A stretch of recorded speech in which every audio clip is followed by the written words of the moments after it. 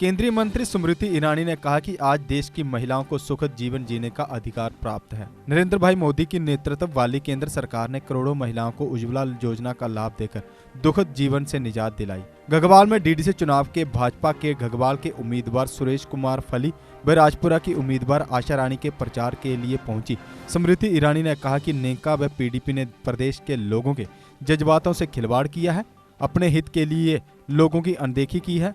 मोदी सरकार ने अनुच्छेद 370 व 35A को हटाया, जो कि जहां की जनता के लिए नासूर बना हुआ था। उन्होंने कहा कि नेका पीडीपी कांग्रेस ने सरकारी जमीनों को गलत तरीके से जब्त किया है। रोशनी घोटाला बहुत बड़ा घोटाला है। तरक्की परिवार का संरक्षण मांगता इस मंदिर ने ऐसे भक्तों का मान रखा, सम्मान रखा और इसकी छाया में आज मैं इस विश्वास को व्यक्त करती हूँ कि 7 तारीख को सुरेश जी और 13 तारीख को आशा जी आप जैसे राष्ट्रभक्तों का आशीर्वाद पाएंगे जब आप पोलिंग बूथ पर जाएंगे और कमल के फूल पर मोहर लगाएंगे। युद्धवीर सेठी जी, महिला मोर्चा की प्रदेश अध्यक्षा संजीता डोगरा जी, हमारे प्रत्याशी आदरणीय सुरेश जी, राजपुरा से हमारी प्रत्याशी आदरणीय आशा जी, मंडल के हमारे प्रधान कुलभूषण जी, भारतीय जनता पार्टी के सभी सम्मानित जनप्रतिनिधि, पदाधिकारी, कार्यकर्ता आज जनता जनार्दन के चरणों में भाजपा के प्रति अपना विश्वास दिखाने, आपका आशीर्वाद हमारे दोनों प्रत्याशियों को देने के लिए हम सब इस मंच से आप सबका वंदन एवं अभिनंदन करते हैं।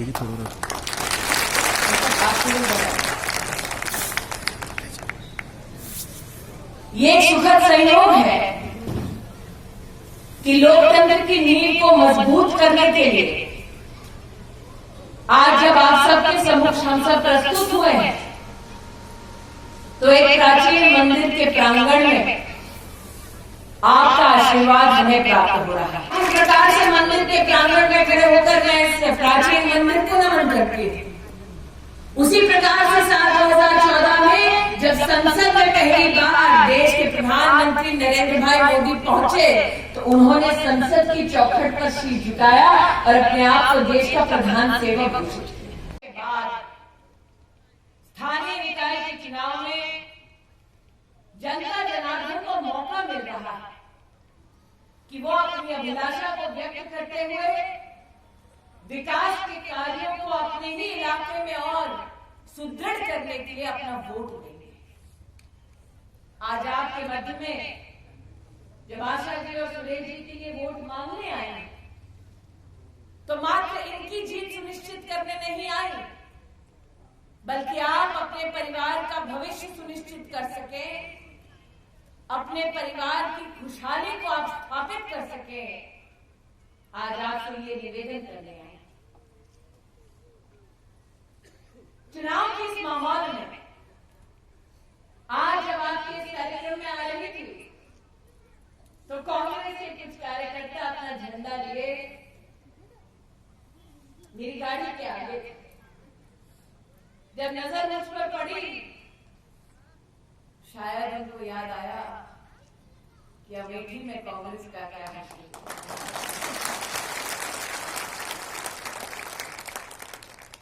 कुछ लोगों को लगा कि शायद भाजपा की एक गाड़ी है, कांग्रेस की 7-8 गाड़ियां हैं, कहीं कोई अनहोनी ना हो जाए। मैंने कहा देखिए, मुझे अमेठी की दीदी इसलिए कहा जाता है क्योंकि बहनें अगर दुश्मन भी सामने खड़ा हो जाए तो बड़े संस्कार और संयम के साथ बर्ताव करती है।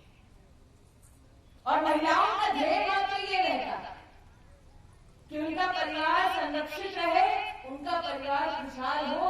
और ये मेरा गौरव है कि भारतीय जनता पार्टी ने आप सबको परिवार माना है, देश को परिवार माना है और इसलिए आप सबकी सेवा करने के लिए, सत्ता का सुख भोगने के लिए नहीं, सेवा करने के लिए हमने 2 प्रत्याशी आपके सामने प्रस्तुत किए। भी जब मौका पाता है सेवा का तब हमेशा विनम्रता का परिचय देता है, और वही परिचय नरेंद्र मोदी ने दिया और अपने आप को प्रधान सेवक घोषित किया। और प्रधान सेवक उसने जब लोकतंत्र के मंदिर में कदम रखा तो कहा, मंदिर में भक्त की अभिलाषा क्या होती। आज जितने भक्तगण यहाँ उपस्थित है, नरसिंह मंदिर के आपसे पूछती हूँ, भक्त क्या करता है? मंदिर में घुसने से पहले चप्पल उतारता है। भक्त क्या करता है? अगर थोड़ा बहुत कचरा पड़ा होता है तो उठाता और कहता है मंदिर साफ रखो।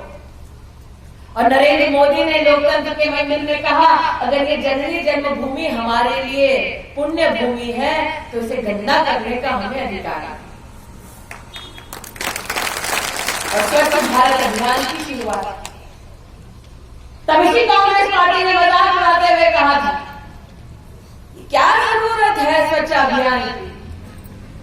और नरेंद्र मोदी जब लाल किले की प्राचीर पर पहुंचे तो उन्होंने देश के सामने ऐलान किया कि अगर भारत सशक्त है, भारत की मातृशक्ति के प्रति आपकी आस्था है, तो कम से कम उस महिला से पूछो तो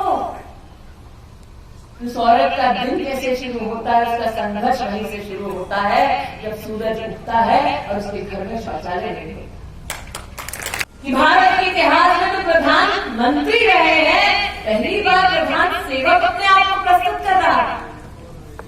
नरेंद्र भाई ने पलटकर जवाब दिया कि जब चुनाव में भारतीय जनता पार्टी ने उन्हें प्रत्याशी बनाकर देश के सामने प्रस्तुत किया था तो यही कांग्रेस पार्टी ने कहा था कि देश का प्रधानमंत्री कभी कोई गरीब चाय वाला नहीं कर सकता। कांग्रेस का घमंड इतना कि उन्होंने सरेआम ऐलान कर दिया था कि अगर कोई व्यक्ति किसी गरीब परिवार में किसी गांव में जन्मे, वो अपने पुरुषार्थ से प्रधानमंत्री पद तक नहीं पहुंच सकता।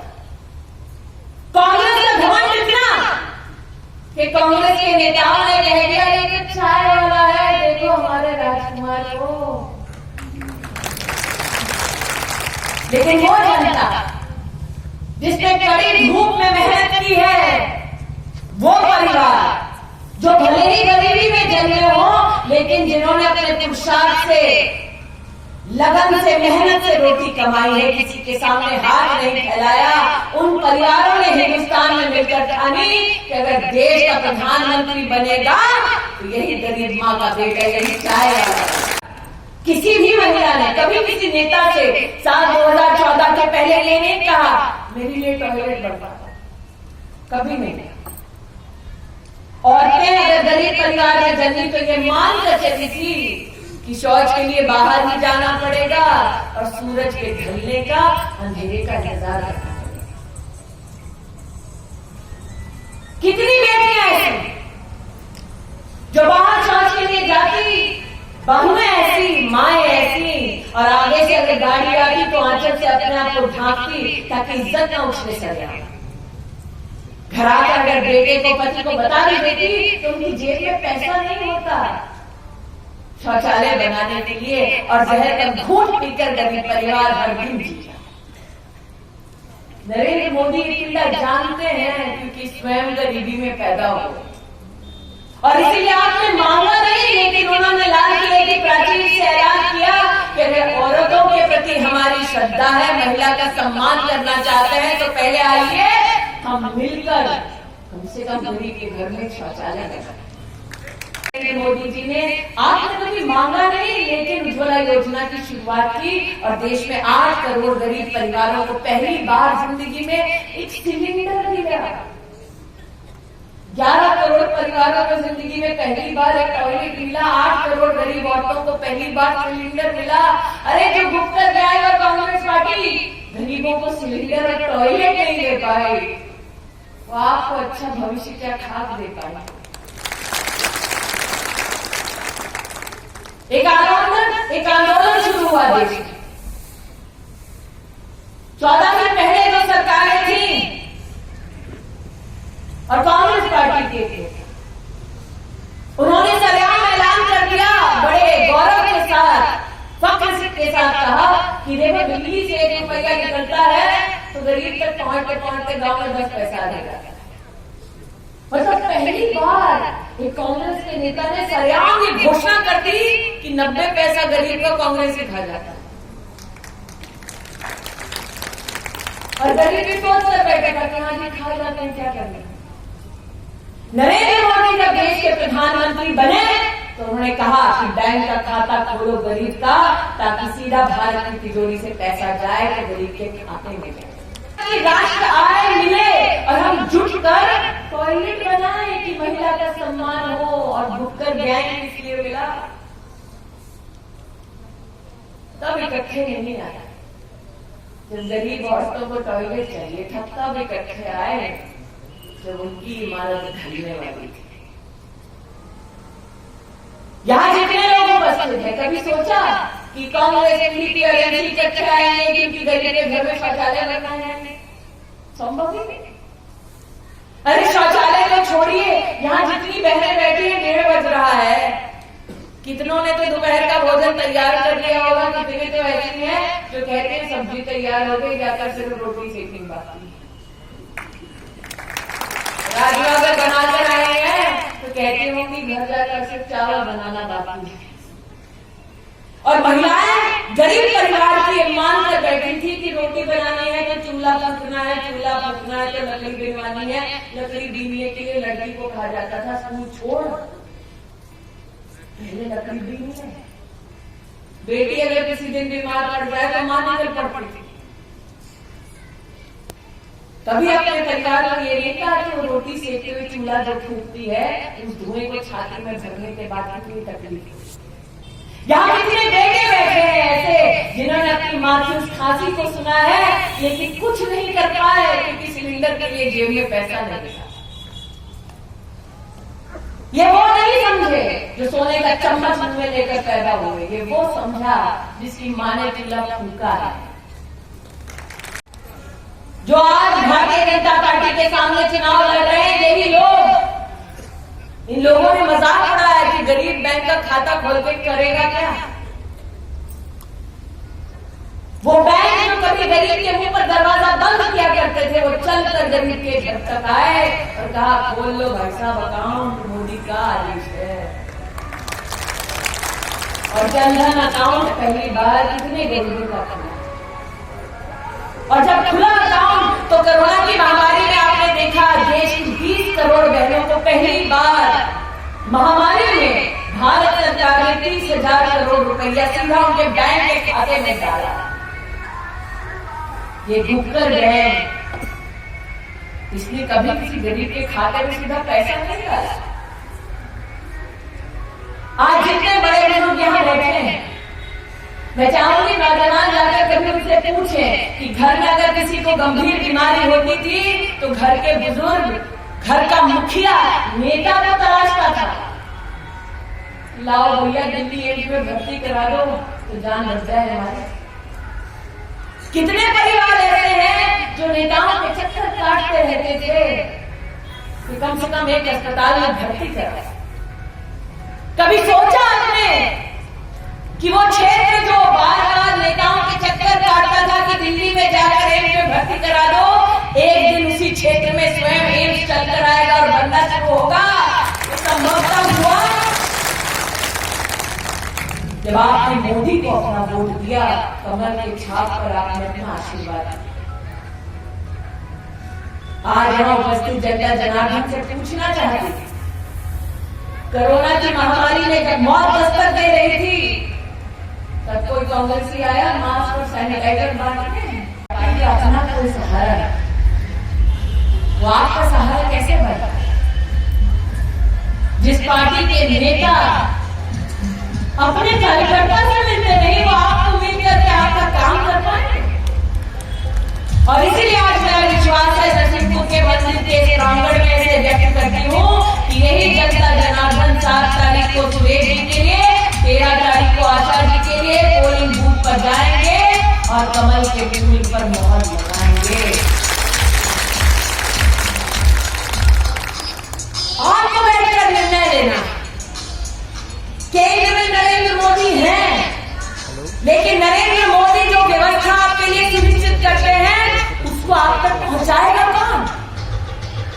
सुरेश जी और आशा जी को अगर वोट ना दिया तो क्या केंद्र की सरकार के जितने भी कार्यक्रम हैं उसका आप तक लाभ पहुंचाएंगे किसी और राज्य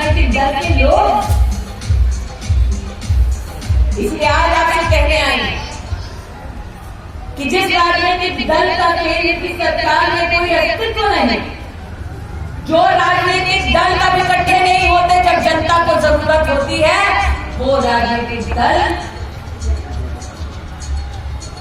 आपके काम में चुनाव नहीं है। हिमाकत तो इतनी उनकी कि उन्होंने ये ऐलान करने की गुस्ताखी कर दी, तिरंगा तो नहीं उठाएगा।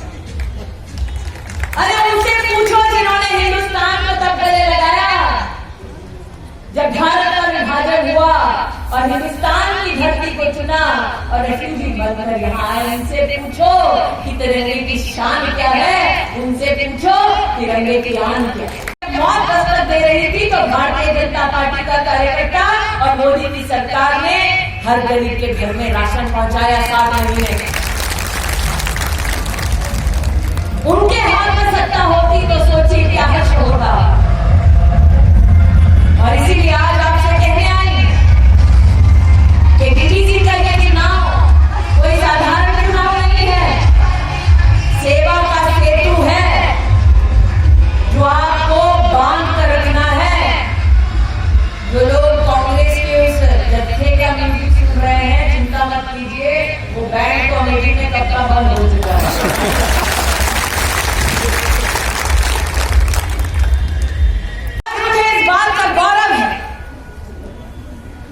कि गुप्कर गैंग के पास जब सत्ता थी तो रेफ्यूजियों को कभी भी उन्होंने वोट का अधिकार नहीं दिया, लेकिन मोदी ने ये समझा कि जिन परिवारों ने हिंदुस्तान को चुना, पाकिस्तान का तिरस्कार किया, उनको अधिकार मिलना चाहिए, वो जाकर वोट करें। और इस बार जब आप वोट करने आएंगे तो मैं तो कहती हूँ आशा जी, सुरेश जी, आप दोनों भाग्यशाली है कैंडिडेट के लिए। वो रेफ्यूजी परिवार उनके परिजनों के साथ जब आप वोट देने आएंगे तो वो एक एक वोट हिंदुस्तान में एक नया इतिहास रचेगा। ये गुप्कर गैंग तब इकट्ठे नहीं आए जब आपको वोट का अधिकार दिलवाना था, ये तब इकट्ठे आए जब इनको वोट की दरकार थी।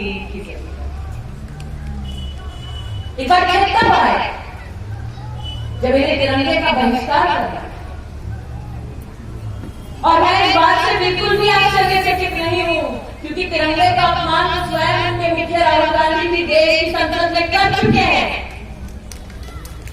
ये वो लोग हैं जिन्होंने दिल्ली में जाकर एक यूनिवर्सिटी में बुलंद आवाज में कहा कि भारत के टुकड़े हैं। ये वो लोग हैं जिन्होंने हिंदुस्तान के आगे जाकर पाकिस्तान में दुश्मन को कैसे दांत खट्टे किए, वो लोग। ये तिरंगे का मोल, तिरंगे का मान कभी नहीं समझ पाए। ये वो लोग हैं जो गुप्कर गैंग बनने के बाद इस आशा को व्यक्त करते हैं कि हिंदुस्तान से नहीं, हमें चीन से मदद चाहिए। ये वो लोग हैं। अरे वे सत्ता के लिए दुश्मन से हाथ मिला ले, वो आपका क्या खाक हो पाएगा। इसीलिए आज आपसे निवेदन करने आए कि 7 तारीख को सुरेश जी के समर्थन में, 13 तारीख को आशा जी के समर्थन में पोलिंग बूथ पर जाएं और कमल के फूल पर अपना मोहर लगाएं। इस विश्वास के साथ कि आज कोड ऑफ कॉन्डक्ट की वजह से मैं मंदिर में प्रवेश नहीं कर सकती, लेकिन एक दिन इन दोनों प्रत्याशी की जीत के बाद मंदिर में जाकर मुझे प्रभु का आशीर्वाद जरूर मैं प्राप्त कर पाऊंगी।